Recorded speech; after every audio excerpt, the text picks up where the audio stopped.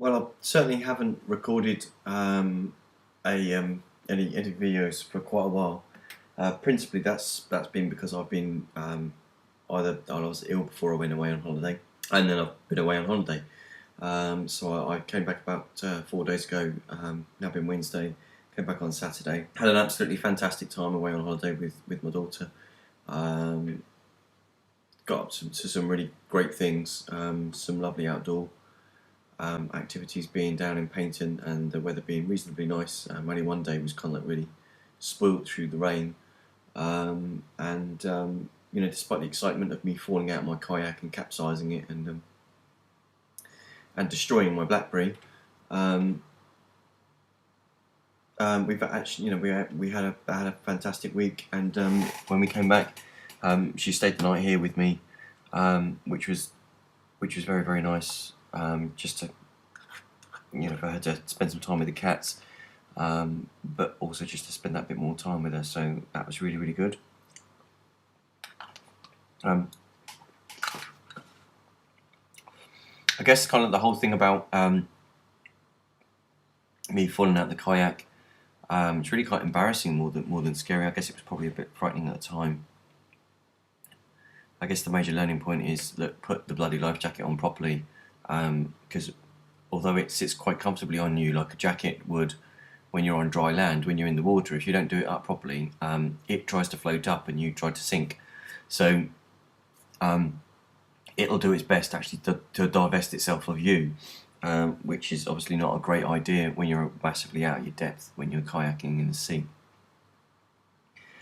Also, don't lean out of the bloody kayak.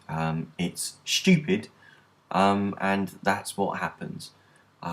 So, thankfully, the greatest casualty, other than my pride, was my Blackberry, which doesn't really bother me because my contract's up in a month, as I talked about previously. So that's not too much of a problem, but it was initially a little bit worrying when I kind of figured, okay, what are my choices here? Either I try and find a way to make it back to shore with my kayak in tow, or I try and wait for some form of rescue or some assistance from the shore, not knowing how long that would take because it didn't seem that anyone actually really noticed that this had happened,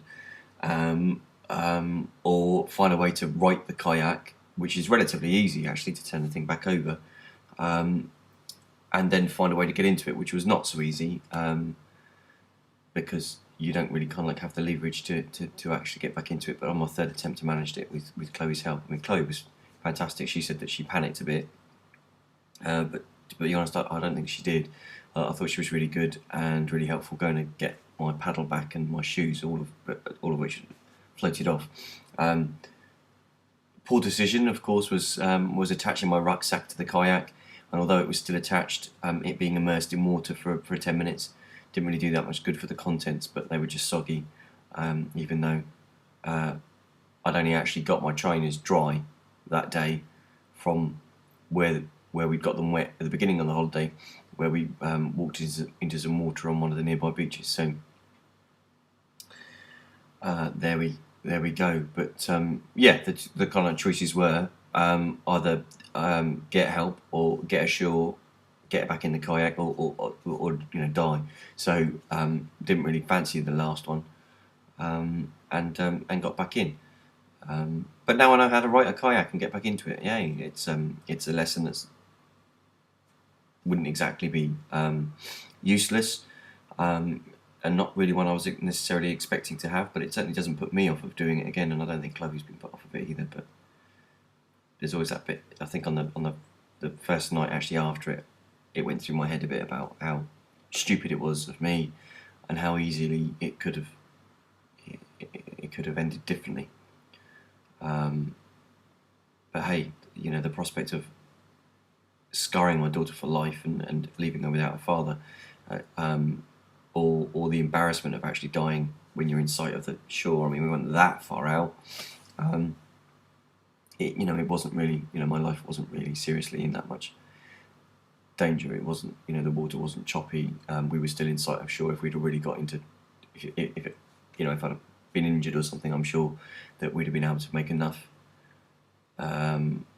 make enough noise or whatever to attract attention. But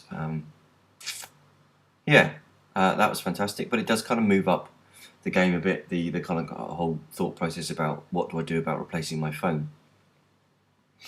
And I've decided that it would be stupid to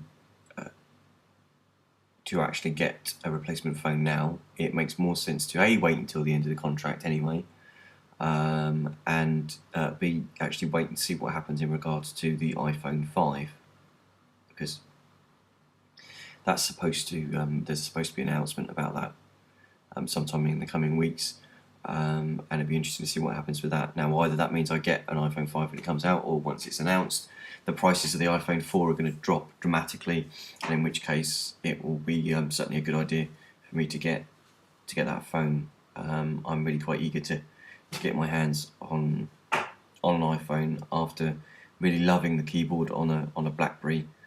I've really become quite disillusioned with it. The lack of the interactivity of a touchscreen, and the lack of really, there's just not that many applications available for it or apps. I think it's kind of really had its day. I'd look forward to an iPhone where even the iPhone 4's got a 5 megapixel camera, records in HD quality video, and you can actually edit on the device itself. So for me, that'd be a really, really good device to use for vlogging. Although the videos on the Blackberry aren't that bad, it's just limited in so many other ways. I like the push element of the email, and I like the keyboard, but I'm kind of coming around to the idea that actually the touch type keyboard, the screen keyboard on an iPhone is much better than what my previously awful experience was kind of like 10 years ago with the Windows Mobile touchscreen phones and their keyboards. So, which I'm reminding myself of at the moment, because I'm currently using my XDA, which I dug out of the back of a wardrobe. So this brick of a phone that's actually almost really, it's almost a deadly weapon. It's actually so heavy, and although this isn't the real stylus for it, because I lost that a long time ago, you could probably really do some quite serious damage with that. So I don't know whether carrying this, I need some sort of license to, otherwise I'll get accused of assaulting someone with a deadly weapon. But it really is a bit solid. But I am kind of missing my calendar, the decent alarm functions that are on that, the connectivity that's on that, and although my SIM card works, so I'm not paying for a contract that I'm not actually using. I'm not using any of the internet functions because they don't work on that, and I can't be bothered to see if I can set them up to do it. I'm sure I'll live without internet for a month or two on a mobile device. And luckily the micro SD card that was in my Blackberry was salvageable. So yeah, and that's quite good because there's some good video footage of me on my kayak prior to me taking a dunk with it. So come back, done tonight. We've done our first bit of Made in Pompey for quite a while. I was ill the week before we went on holiday, so we weren't able to do any filming then. And some of the footage, the footage that Paul had taken the week prior to that, I've asked him to hold off of actually releasing as an episode because I don't think it kind of falls in line with how I want the rest of the show to go. But I think also I need to do a better job of kind of describing actually how that works, so that everybody can figure out where we're headed. I think it's too vague at the moment, and this, the idea of actually getting everybody to chip in ideas is fantastic, and they're coming up with some fantastic ideas.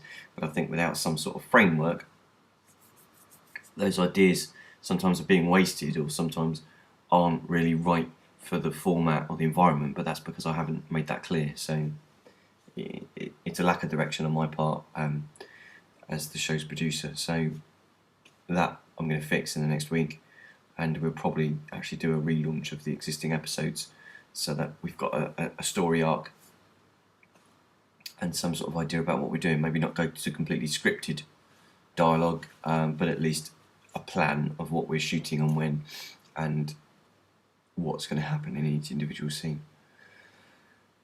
All looking good.